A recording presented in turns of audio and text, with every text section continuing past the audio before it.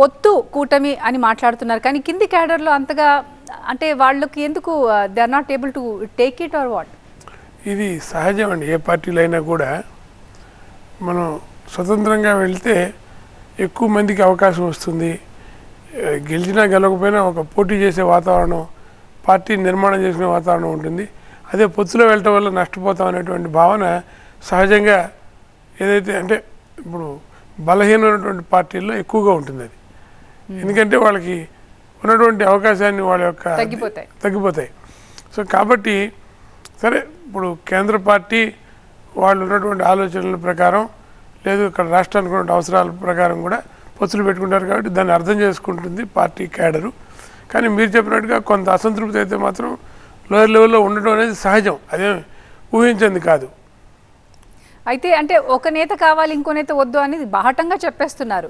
అది ఎంతవరకు అంటే జనాలు ఇప్పుడు అంటే పబ్లిక్ స్టేట్మెంట్స్ ఇస్తూ ఉంటే జనాల్లో మైండ్ సెట్ మారిపోతుంది, అలాంటి ప్రమాదం ఏమైనా ఉందా?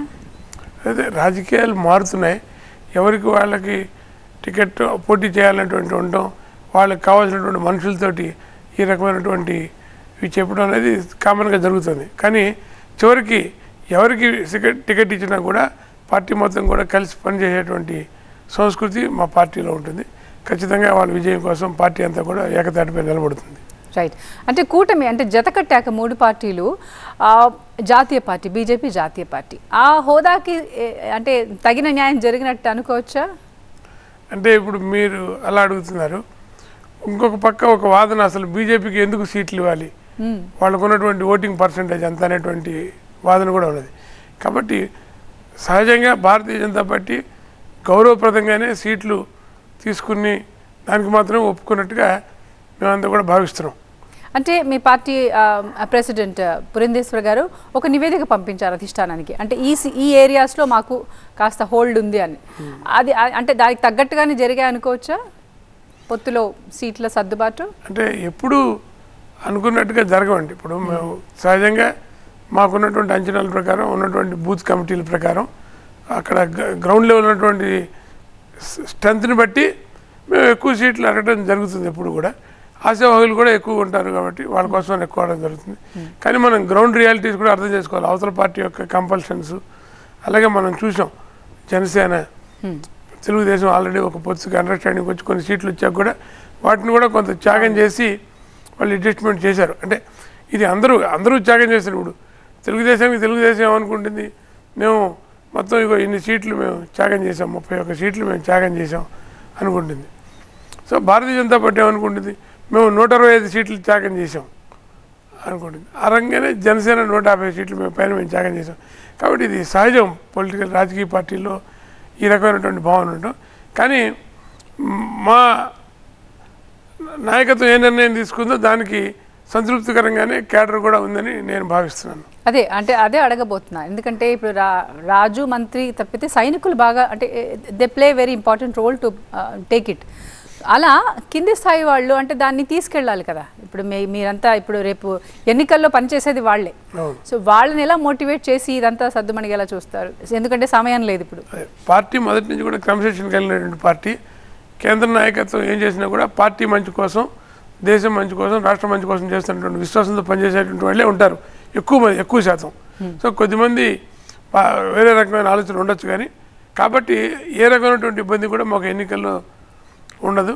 ఖచ్చితంగా అందరం కలిసి ఈ యొక్క ఎన్డీఏ కూటమి యొక్క విజయానికి ఒకే మాట మీద పనిచేస్తారనేటువంటి విశ్వాసం మాకు పూర్తిగా ఉంది. సిద్ధాంతాలు వేరైనా ఒక లక్ష్యం కోసం ఈ కూటమి జత కట్టారు, అంతేనా? ఖచ్చితంగా. సో మరి అంటే సిద్ధాంతాలు ఎక్కడైనా క్లాష్ అవుతాయా, అయ్యే ఇది కనిపిస్తోందా?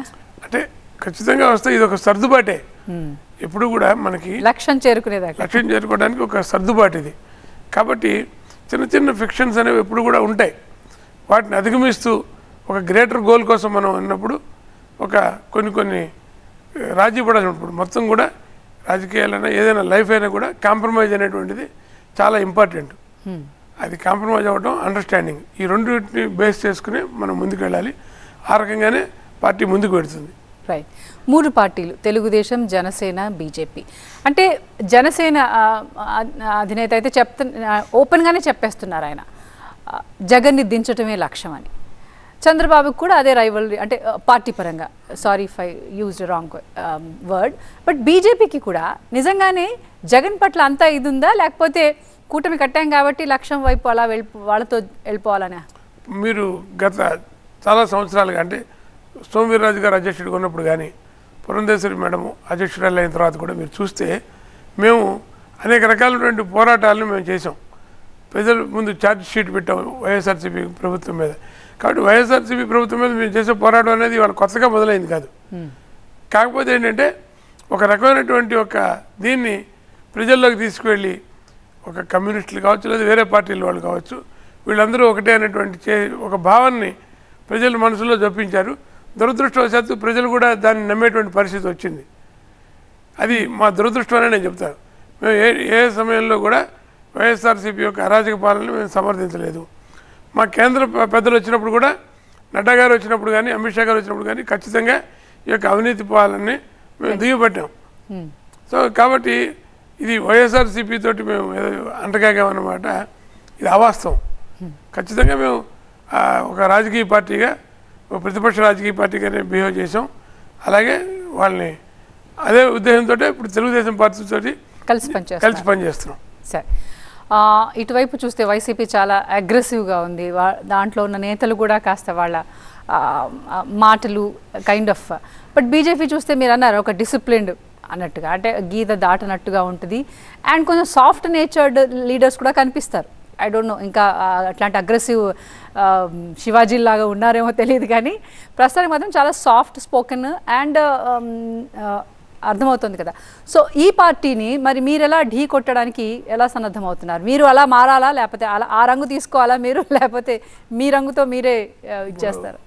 అవసరం లేదండి. ఇవాళ యాక్చువల్గా ఒక అనారోగ్యకరమైనటువంటి ఒక వాతావరణాన్ని పొలిటికల్ రాజకీయ పార్టీలో తీసుకొచ్చారు కొంతమంది వ్యక్తిగతంగా. నేను ఈ పార్టీ ఆ పార్టీ అని చెప్పను.